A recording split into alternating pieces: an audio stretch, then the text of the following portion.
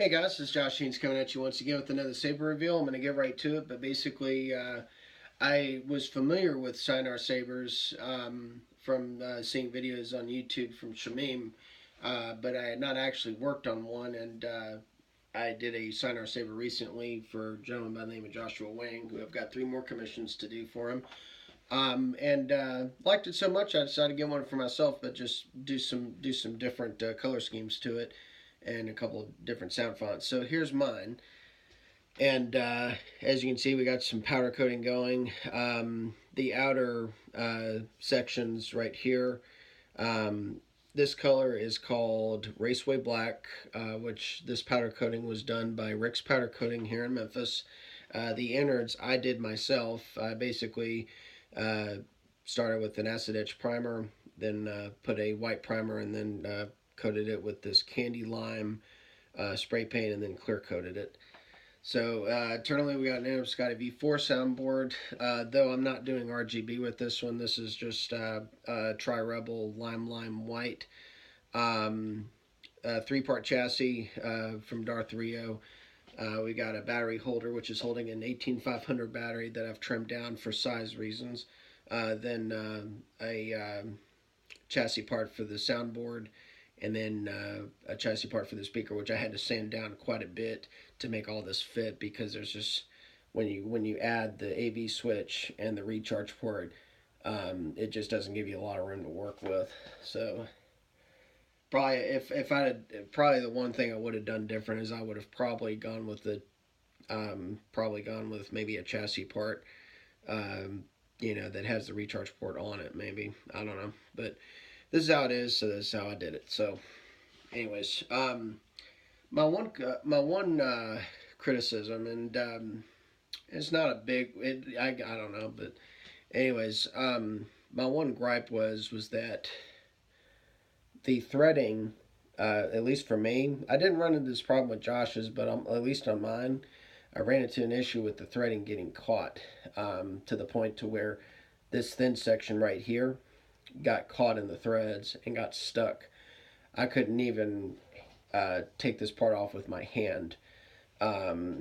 Unfortunately, I had to go to extreme measures to get this off, and unfortunately this thin neck part ended up getting too damaged for me to salvage. So I ended up having to get another thin neck part from Sinar Sabers, and they got it to me, and luckily I didn't have that problem. But that would be my only criticism, as far as, I mean, the overall design is cool and all, I like it. But for anyone that owns a Sinar Saber, I do highly recommend some type of lubricant on the threading, because in a lot of the sabers I've done, especially in the last year, I've not run into an issue with threading like I have with this one. So with that, if anything, I recommend using some type of lubricant on the threading, so that way the threads don't get caught and you have to get a replacement part like I did. So, but anyways, as far as the sound fonts go, this first sound font I'm going to show you is by Fonts By Fourzze, which I've got an upcoming video that I'm going to be doing, reviewing his sound fonts on a different saber, because I'm having to use a 20mm flat speaker. I think they'll be better represented on a bigger speaker, so be on the watch for that. But I won this sound font in a little contest that the owner, Aaron, had put on. I was in town for Star Wars Celebration, and he lives in Florida. And the contest was, the rules were you had to shop at Publix, which is one of their chains down there, get something to eat, and take a picture of you eating the item from Publix. So my name got in the drawing, and I won a sound font. And so I've got this font on here. It's called But Now I See, which is a General Kota inspired sound font. I highly recommend checking out Fonts By Fourzze sound fonts. I'll put the link below. I've made sound fonts before, but I don't do it to the quality of Ben Fourzze or Fonts By Fourzze. He does amazing work, so I highly recommend him. So anyways, here it is. I'll stop talking. We're at war, and you want a quiet place to think? All right. Again, General Kota inspired.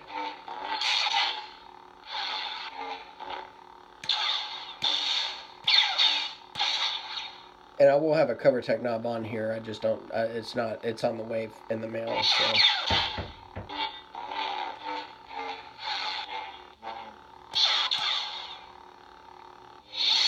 All right. So next sound font. I'm gonna skip Gray Me because if y'all want to hear that, y'all can check out my other videos for that. But I'm gonna skip it for now for time purposes.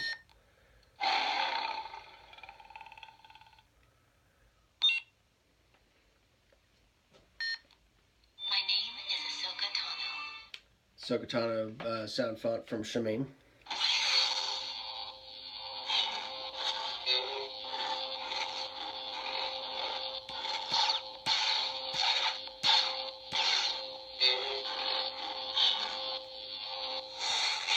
Alright, I'm going to get a blade in here. Show you all the lime with white flash on clash. Which I believe this is my brightest saber now. I haven't A-beat it to my Phoenix yet, which my Phoenix is my brightest saber. But I have a feeling, just with these two lime dyes, that this is probably the brightest one I have. Because my Phoenix uses a green dye and a lime dye. This one uses two lime dyes. Let me go back to the, but now I see. We're at war and you want a quiet place to think? Oh, and in case I did mention, I do have a green illuminated AV switch.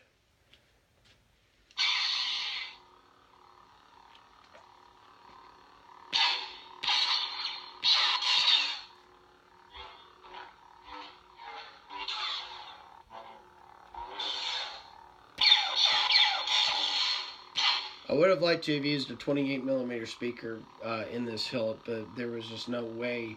The inner diameter is 1 inch, and the speaker is just over an inch, so it would not fit. I tried. So, even with the light, this thing is ridiculously bright. So anyway, guys, there you have it.